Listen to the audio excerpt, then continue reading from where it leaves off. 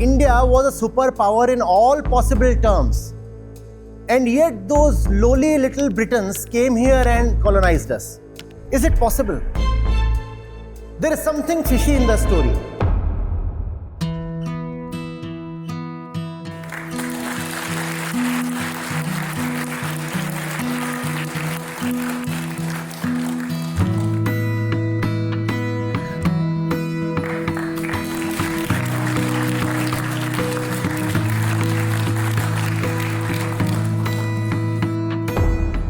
There was a time when we used to lead in the fields of technology, science, medicine, trade, education, and whatnot. But it happened that we became slaves of foreign powers.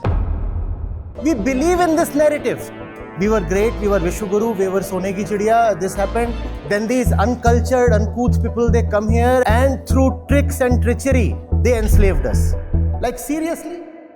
It's like Mauritius colonizing the USSR. Is it possible? Something was happening and we are not being clearly told what was happening. Something is being hidden to us in history. And we are not asking what. We are just believing the narrative. We were great, but these tricksters came to us and they defeated us through cunning. We are still very much in danger, are still very much present today.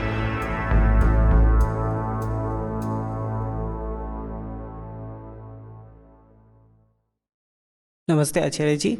When the question of Indianness comes, I have a historical questions. Like my friend said that there was a time when we used to lead in the fields of technology, science, medicine, trade, education, and whatnot. It should have been the case that we should have lead, but it happened that we became slaves of foreign powers, and it's not also the case that they were much in numbers. They were very small population and they enslaved us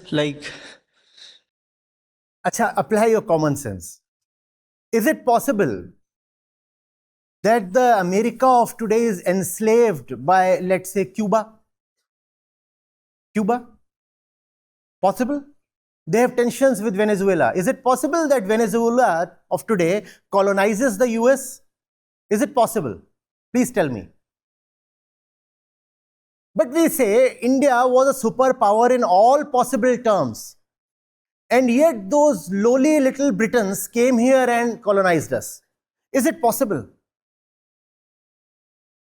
There is something fishy in the story. There is something fishy in the story, right? And we don't want to go back and really read and figure out what really happened. We believe in this narrative. We were great, we were Vishwaguru, we were Sone ki Chidiya, this happened. Then these uncultured, uncouth people, they come here and they came here and through tricks and treachery, they enslaved us. Like seriously? Seriously? But not only the Britons, but also the Turks, the Mughals, the Exactly. Afghans. So, Vietnam, Bangladesh, Sri Lanka, Bhutan, Zimbabwe, Congo, each of them is taking turns to colonize the US. Is that ever going to happen? Please tell me. Can that happen? There is something wrong with the story. There is something wrong with the story. Now let me tell you, when the Brits landed here, India's per capita GDP was already at least 30% lower than that of Britain.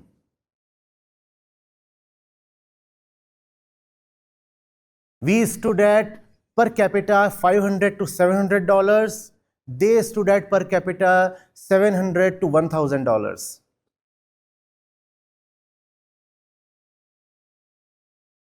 The last time Indians were actually more prosperous than Europeans was in the 10th century, CE or AD. That was the last time. So that fall does not begin with the arrival of the Dutch or the Portuguese or the Spaniards or the French. The fall does not begin there. The fall had begun much earlier, but we don't want to admit that. And the reasons are very interesting why we don't want to admit that the fall had begun much earlier. Because the reasons that initiated the fall, the things that initiated that fall, are the exact things that are at the center of current Indian culture. If you will admit, truly admit what initiated India's fall, you'll also have to admit that your current cultural paradigms are all misplaced. That which you have today is what initiated India's fall 1100 years back. That also brings us to a threatening observation. If what initiated India's fall 1100 years back is present even today, what is likely even today?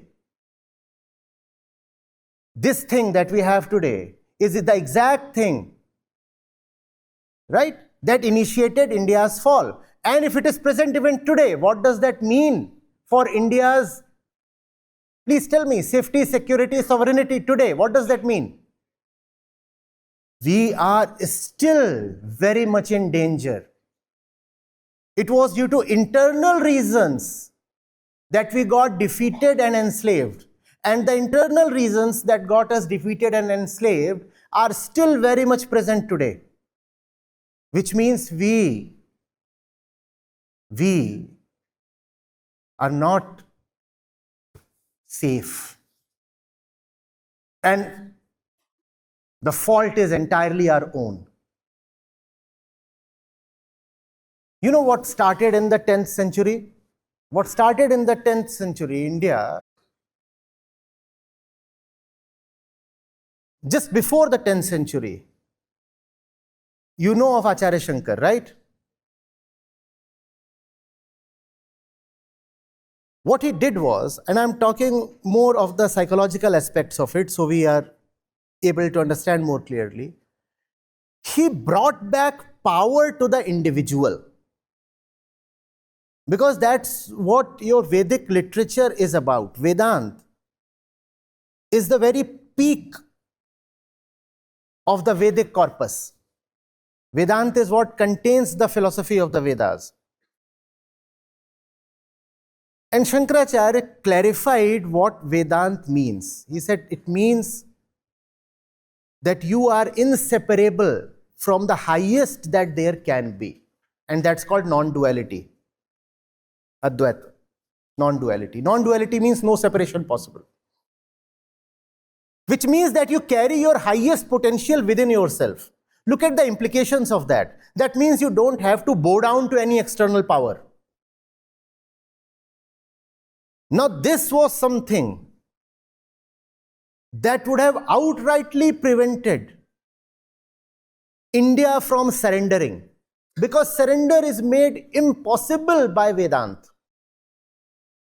You cannot surrender to anybody outside of you because the highest is within you. Which means you cannot be pulled, kicked away, terrified, pressurized. Nothing of that is possible when it comes to the native highest Indian philosophy. That also means that you don't have to look at the heavens for guidance. That means that you have to look inwards for guidance. Because the highest source of illumination is within. Which also means that you don't have to submit yourself to priests and to social authorities. Why should I listen to priests and the social authorities when the highest is within? But just after the 10th century, a strange kind of fatalism starts creeping in.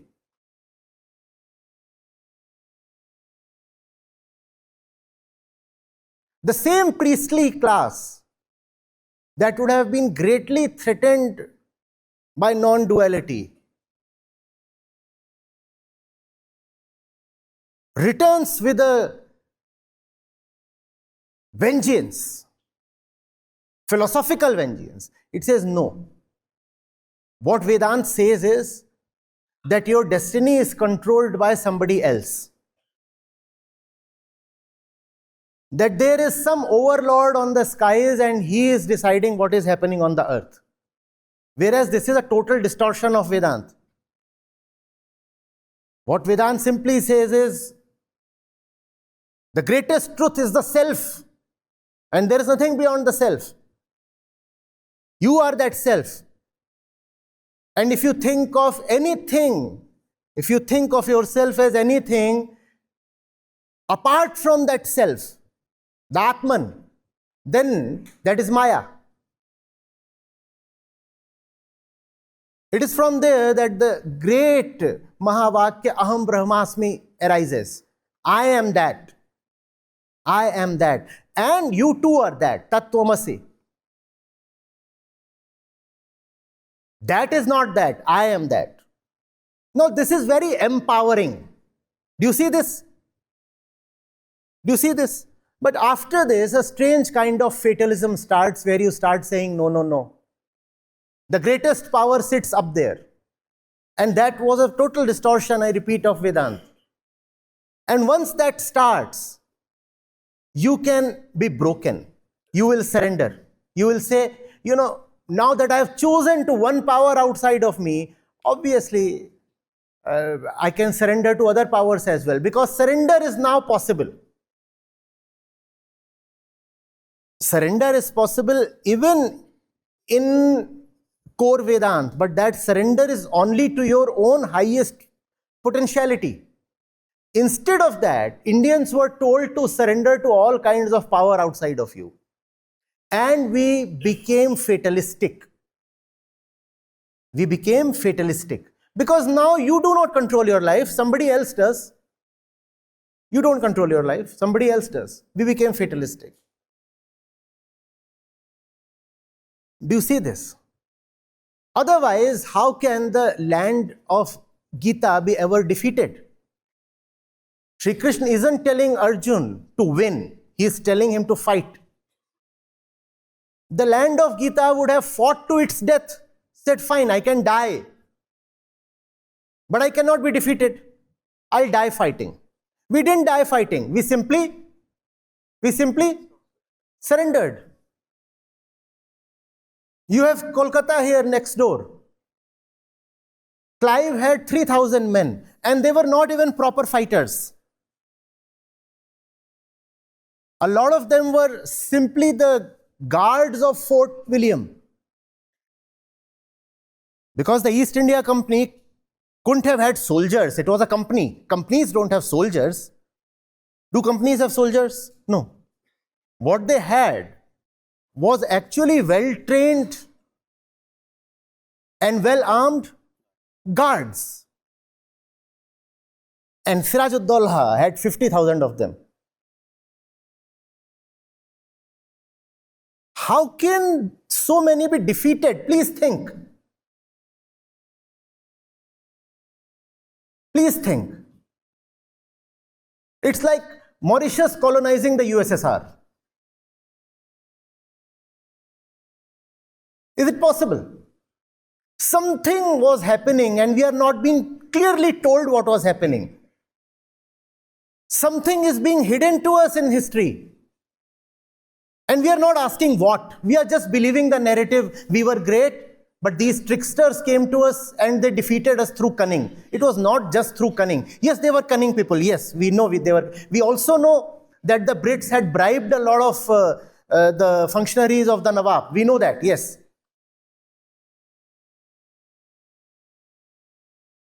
But this great landmass that consisted of the entire stretch from Burma till Afghanistan at that time couldn't have been colonized only through treachery. Do you agree? Please, let's be logical. There was much more than that to it. Recently, I compared India's obsession with astrology to the Western advancements in astronomy. Do you see how related astrology is to fatalism? Do you see that? Somebody else controls my fate, so please look at my horoscope. Because my life is controlled by somebody else. That's what dictates us. Somebody else is the Lord. And he will decide how I will live and what I will eat and how I will vote and how I will marry and where I will settle. And that somebody might not necessarily be a person. It could be a situation. It could be a social order. It could be a belief system. But whatever it is outside of me. It is not something of my own. And yet I succumb to it. Now, the West was questioning the skies when we were praying to the skies. And it was precisely because of their astronomical advancements that they could first of all come to India. Remember, there was no great source of energy then except the winds. Starting from there, the tiny British Isles, they first would come to the Cape of Good Hope using just the winds, the trade winds. And then from there, they would use the monsoon circuit to come to India. And all this was being done only through wind power. And imagine how they would be navigating. There was no GPS.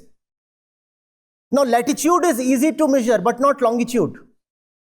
So all astronomy was there to measure longitude accurately. And what were we doing then? Praying to the skies. Please tell me whether the girl is Mangalik.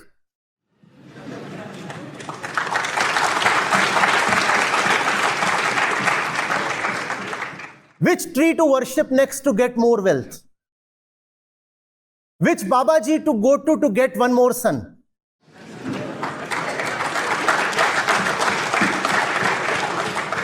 And they were manufacturing, researching, observing, documenting. India was not really defeated by the Brits, it was defeated by Greenwich.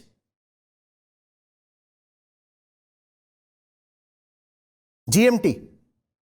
That's where the research lab was. The Royal Observatory at Greenwich.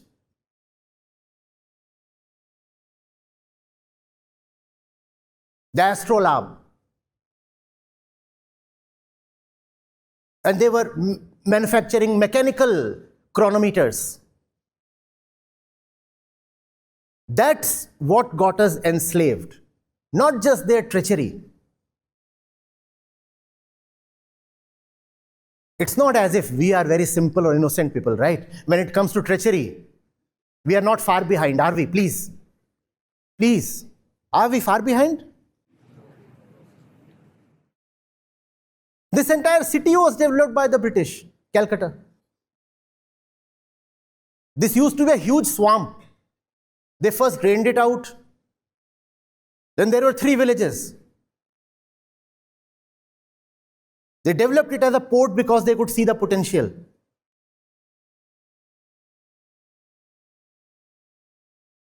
And then Siraj ud-Daulah said, oh my God, they have developed it as a city. So 1756, he tried to capture it. 1757, the Brits, not the Brits, the East India Company struck back. And from there, the enslavement of India was complete. After that, you had the Battle of Buxar, then there were the Anglo-Maratha Wars.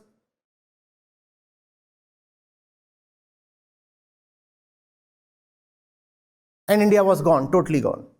Because once Bengal is won, and Bengal used to be the richest province at that time, once Bengal is won, huge resources open up.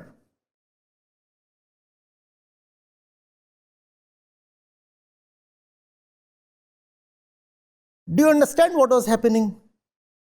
Tell me, why is Calcutta still called the cultural capital of India in spite of its financial downfall?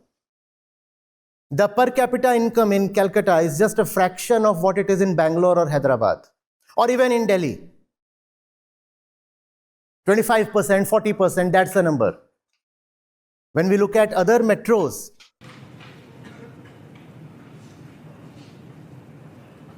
when we look at the metros,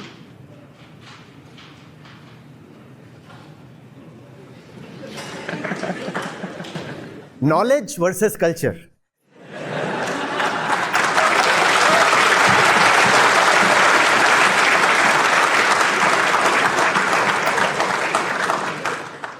And you saw who won.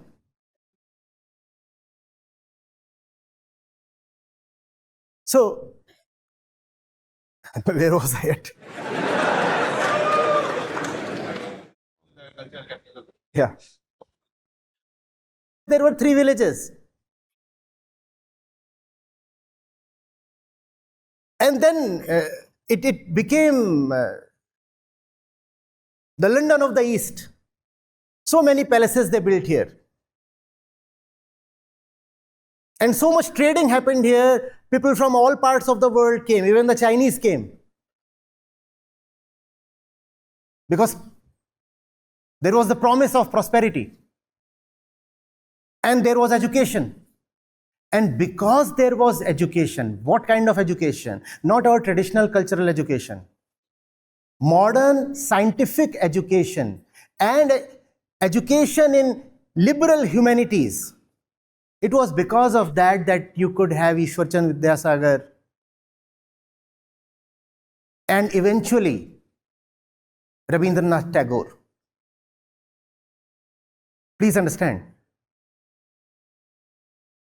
Why did so many great social and religious reformers arise from Bengal and Calcutta in particular? There is a reason there.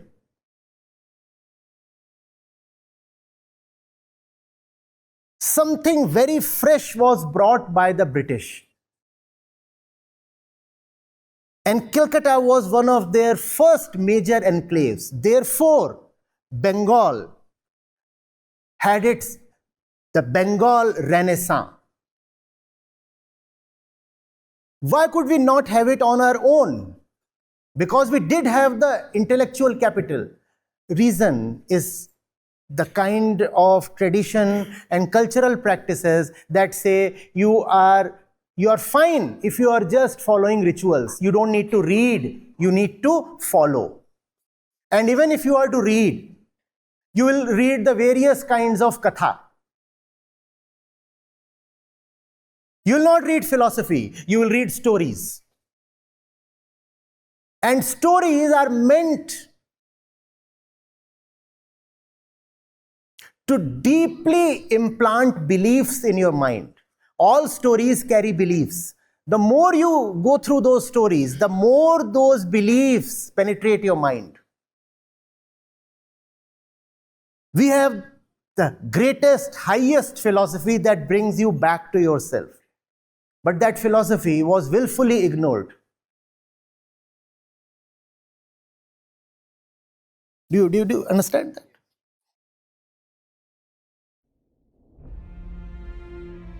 Namaste.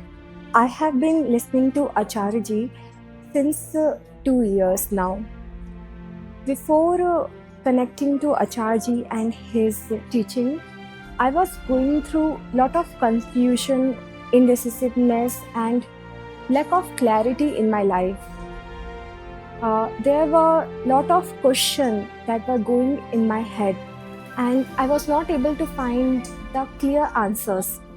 But after connecting to Acharya Ji and his teaching, I find myself able to get these answers.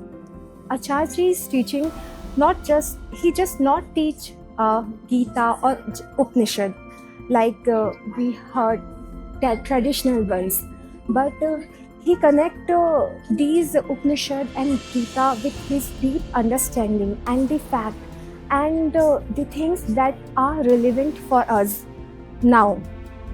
So I can say that connecting to Acharya Ji and his teaching is the best decision in my life. It has been a life-changing for me. Thank you.